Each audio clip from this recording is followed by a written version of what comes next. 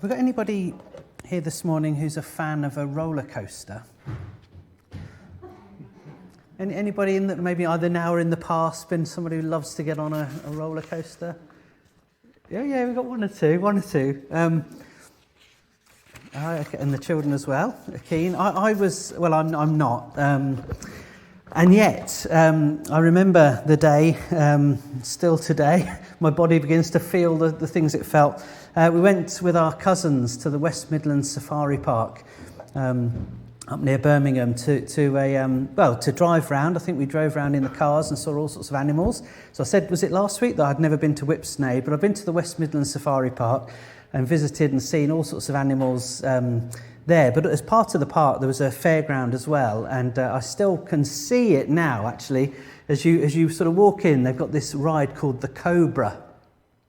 And as you sort of look at it, I'll sort of turn around, you've got kind of two tracks like that up into the sky. And you kind of queue up here, and I remember climbing into this roller coaster with my cousins, trying to look all brave and that I wasn't worried at all, whereas inside I was absolutely trembling. And we got in, and it's like a chain had hooked under the back of the roller coaster, and it pulled us up this left-hand thing all the way up to the top. And you can feel your body sort of falling forward, as you're moving up to this top of this left one, and then they let you go.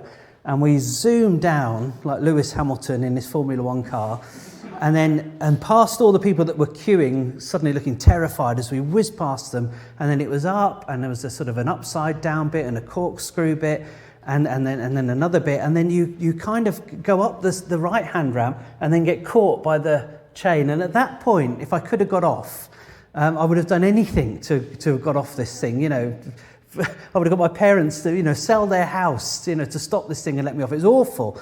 And then you got this slow sort of ticking as the roller coaster went up the right-hand one, and you knew exactly what was going to happen. You're going to get up to the top, and they're going to let you go again, and you're going to do the whole thing backwards.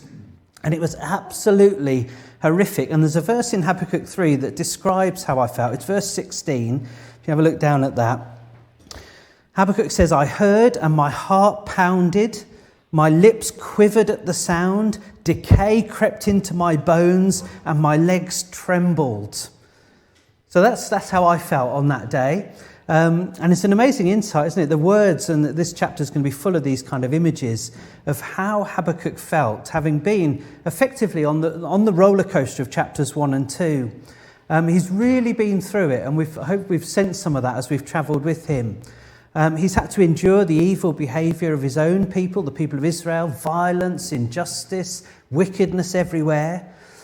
He's had to endure the terrible and frightening news that Israel is about to suffer greatly at the hands of the Babylonians. God is going to act. There's been intense spiritual anguish in this process for Habakkuk. He's prayed and felt that his prayers have gone unanswered. He's been baffled at times where God appears to be so inactive, and he's even found himself questioning God and his ways towards the end of chapter 1. He's really been through this, engaging with God, seeking God, praying, asking for wisdom, asking for God to speak. And in chapter 2, as we saw over the last couple of weeks, God has spoken. He's going to deal with the Babylonians. He's going to come in great power and shocking judgment, really, against the puffed up. And as we move now into chapter 3, and there's three main things we're going to see in chapter 3, two of them today, and then we're going to save the last few verses for next week. We find the response of the man of faith at the end of this process. And as Dave read it, it's a prayer, verse 1. It's for the director of music, verse 19. It contains musical annotation. And so this is really a psalm that Habakkuk has written. And the sense here is that the people of Israel will together, as God's people, sing this psalm. So that's what we're sort of coming into now at the end of this book and chapter 3. This prayer, this psalm, this sort of praise of God at the end of this process. And as I say, there are three sections, those wonderful verses from verse sort of 16 to the end we're going to say for next week, but verses 1 to 15 this week. And really, the first thing I want us to see is very much in verse 2. And it kind of sums up much of what's said in this psalm. There's a lot of debate over the translation of verse 2, which doesn't always help us, but let me just tell you the kind of main ways that the Hebrew here is understood. The phrase, Lord, I have heard of your fame, verse 2, I stand in awe of your deeds, Lord. Repeat them in our day. In our time, make them known. In wrath, remember mercy. It gives you, on that reading of the NIV's translation, this sense that Habakkuk is looking back into the distant past and he's saying, Lord, I've heard of your fame. I've heard the stories of what you've done. I stand in awe of your deeds, Lord. Repeat those things that you did in the past. Repeat them now in our day. In our time, make them known. In wrath, remember mercy. And there's a strong sense in which that is what's here in chapter 3 of Habakkuk. There's going to be a sense of looking back. What has God done in the past? Do that now, Lord. That seems to be the cry of this prayer psalm in chapter 3. And in your wrath, Lord, remember mercy. So come as you did in the past. It gets a little bit interesting for those that are interested in these things when you look at the way that this has been translated. The phrase, Lord, I've heard of your fame, which seems to speak very much of what God has done in the past, could be translated, Lord, I have heard your news. Lord, I've heard what you have had to say, bringing kind of chapter 2 very much into the focus. In Nahum chapter 3, verse 19, that's how the Hebrew is translated. Lord, I've heard your news. I stand in awe of your deeds can equally be translated, I stand in fear. I stand in alarm at your work. And the phrase renew them, renew your deeds, literally means bring it to life, bring them to life. And so there's a sense here in verse 2 that yes, Habakkuk could be simply saying, we know what you've done in the past, do it again now. That's true. We'll see that in the rest of the verses.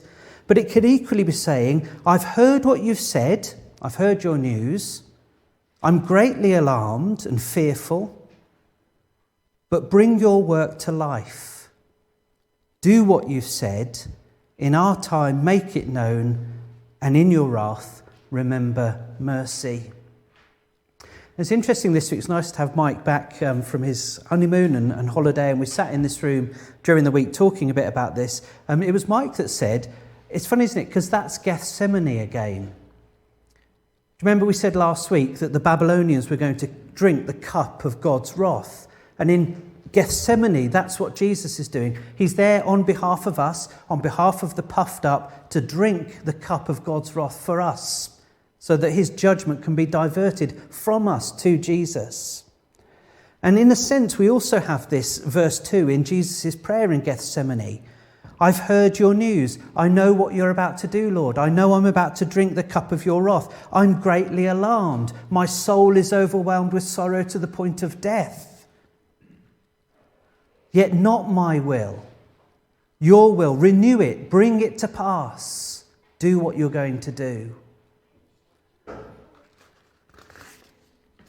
There's a sense here, and it's an incredible, I think and again, I'd love to stop and talk more about this, but the journey of Habakkuk, the journey of the man of faith, his prayers at the beginning of the book, how long, O Lord, must I call for help, but you don't listen? Why do you tolerate the treacherous? Why are you silent as the wicked swallow up those more righteous than themselves? They're his questions. That's the man of faith wrestling with question and doubt early in the book. But here in chapter 3, having gone through everything he's gone through, his encounter with God, he now says, Lord, I have heard your news. I'm terrified, I'm alarmed, but do it, bring it to life. Your will be done. It's an incredible journey he's been through, isn't it? From the real despair and confusion of the early stages of this book, grappling in faith. And now as we get to chapter 3, the man of faith. Do what you're going to do. It's right that you will do what you will do. I think it's huge help, isn't it, in this little book for us as we struggle with our own uncertainties and our own questions and our own doubts as we wrestle.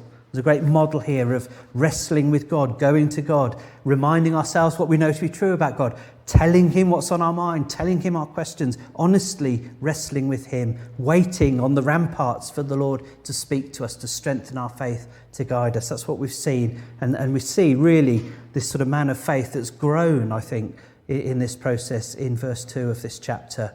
Do what you're going to do, Lord. Well, the second sort of section, really from verses 3 to 15, is what does it look like for God to come in wrath and mercy? That's what Habakkuk's praying for. The people of Israel are praying for at the end of verse 2, in your wrath, remember mercy. And I want to take you through now verses 3 to 15, but very, very quickly, I'm afraid. So but you're on the roller coaster, grab hold of your seats, keep your eyes down if you can into the verses from verse 3 onwards. Let me just make a couple of comments as I try and just give you a flavour of what's here. The details mentioned in verses 3 and 4, God coming from Timar, the Holy One from Mount Paran, his glory covered the heavens, his praise filling the earth, his splendour like the sunshine, rays flashing from his hand, his power hidden there. These images take us back, I think, to Mount Sinai, back to Exodus 19, Exodus 24, where God came, where his splendour was revealed. He rescued them from Egypt, and his presence comes on the mountain. There's fire and smoke and cloud, thunder and lightning. Verses 3 and 4 remind us back to that day when God came and his glory was revealed. And then from that moment in Exodus sort of 20, where they're there, and 19 at the mountain, verses 5 to 7 take us back a little bit in history, back into Egypt. Verses 5 to 7 speak of plague and pestilence. It reminds us of the days of the plagues of blood and frogs and gnats and flies and livestock and boils and hail and locusts and darkness and the firstborn. The sense here is that when God comes in judgment, his judgment is devastating. The language here is sort of wonderful in the way it pictures things. Verse 6, he stood and shook the earth on that day. He looked and the nations trembled. The ancient mountains crumbled. The age-old hills collapsed, and he marched on forever. The earth shaking, the nations trembling, and not just Egypt. You know when you throw a great big rock into a river or a lake and the ripples just fly out and you can see them on the surface of the water? That's the sense of verse 7. The news spreads to Cushan, Midian. The nations in Egypt and around Egypt are in distress and anguish because God is coming like a warrior, coming in judgment. It's fearful, it's frightening, it's terrifying. The language then moves into verses 8 to 10. The language that's used here is used all over the Old Testament to speak of the parting of the Red Sea, God angry with the rivers, raging at the seas, his chariots and horse riders and so on, with bow and arrow. And all of this is often used to speak of him coming, dividing the Red Sea, delivering his people, crushing the armies that follow them. Torrents of water swept by, the deep roared, lifted its waves high. So Habakkuk's rehearsing with these beautiful images what God has done when he came in wrath and mercy in the past. When God comes, he comes in splendour and in frightening power. I don't know if you're into... I think I was speaking to Esther, our daughter, and her housemates have had a recent trip to the cinema. Sort of remember that old thing that we used to do all those months ago? And she said next week there's a certain day they're showing Lord of the Rings, and they've got to get there by Tuesday, and she's never seen it on the big screen. And I remember seeing it on the big screen. I didn't realise, just a little side note, I didn't realise there were 3 books when I went to see the film. So I watched The Fellowship of the Ring, 3 hours, 10 minutes or whatever it was, and then it stopped. In the middle of the story, I thought, what on earth's going on? And then realised there were 2 more books. But the scenery is dramatic, isn't it? Those great creatures sort of striding through, sort of almost knocking people and other creatures out of the way. Real might and terror. And that's the sense of what Habakkuk's looking at here. God coming in frightful power to deal back then with Pharaoh and the Egyptians, the enemies of God's people. This is how it will be, Habakkuk says, not only in the past, but in the future, as God comes to deal with the Babylonians, as he comes to deal with all the puffed up. That's where the New Testament takes these themes on into the future to every person who has ever lived, who says in that puffed up, yet perhaps quite polite way, I don't need you and I don't want you, God. God comes in frightful power, in wrath, to bring his judgment upon the puffed up. And we mustn't forget Habakkuk's prayer, in wrath, Lord, remember mercy. And verses 13 to 15 really begin to highlight the mercy of God. We've got to remember when God came in Egypt in wrath against them with plague and pestilence and so on, he ultimately came to deliver his people, to deliver them from slavery, to rescue them, to redeem them. His mighty display of power in the past was not only to righteously deal with sin and the puffed up, but it was to save his firstborn son, Israel. And verses 13 to 15, where I want us to really focus just for the last few minutes, are interesting. They clearly point back to the Exodus, when God saved his people and destroyed the leader of the land of wickedness, destroying Pharaoh. But Habakkuk here is looking forward as well. God is going to come in this way again. He's going to come and bring judgment upon Babylon, but he's also going to rescue his people from Babylon, deliver them, bring them back to the land. Let me just read them again. Look at verse 13. You came out to deliver your people, to save your anointed one. You crushed the leader of the land of wickedness. You stripped him from head to foot. With his own spear, you pierced his head. When his warriors stormed out to scatter us, gloating as though about to devour the wretched who were in hiding, you trampled the sea with your horses, churning the great waters. I wonder what you see this morning. Are you maybe at home looking at your Habakkuk 3 verse 13, or even in the building looking down at verse 13? As a Christian, as a New Testament Christian, what do you see as you look at verse 13? You came out to deliver your people, to save your anointed one. You crushed the leader of the land of wickedness. Very difficult, isn't it, I think, to read verse 13 without seeing Jesus Christ written large in bold across that verse. The title, the Anointed One, there is not generally used of the people of Israel. Usually points to King David or a son of King David, or especially to the coming Messiah or the coming Christ. So in a very special way, verse 13 is speaking not only about the future that God's going to bring to the Babylonians and the rescue, but beyond that, to the coming of his Anointed One. You came out to deliver your people, to save your Anointed One. You crushed the leader of the land of wickedness. I think we're familiar, aren't we, with the idea of the Anointed One delivering us. Jesus coming to deliver us of our sins, to save us from our sins, to deliver us from death and the grave. We're used to that idea. We're less familiar, I think, with the idea of God coming to deliver his Anointed One. And yet that's what these verses say here. And this is where my mind went to Acts chapter 2. So again, if you've got it open, you might like to just follow it along. John's read some of this earlier on, but let's just hear these words from Peter as he preaches after Jesus has come, after his death, after his resurrection. Think about God promising to deliver his Anointed One as I read this to you. Verse 22. Fellow Israelites, listen to this. Jesus of Nazareth was a man accredited by God to you by miracles, wonders and signs, which God did among you through him, as you yourselves know. This man was handed over to you by God's deliberate plan and foreknowledge, and you, with the help of wicked men, put him to death by nailing him to the cross. But God raised him from the dead, freeing him from the agony of death, because it was impossible for death to keep its hold on him. David said about him, I saw the Lord always before me, because he is at my right hand, I will not be shaken.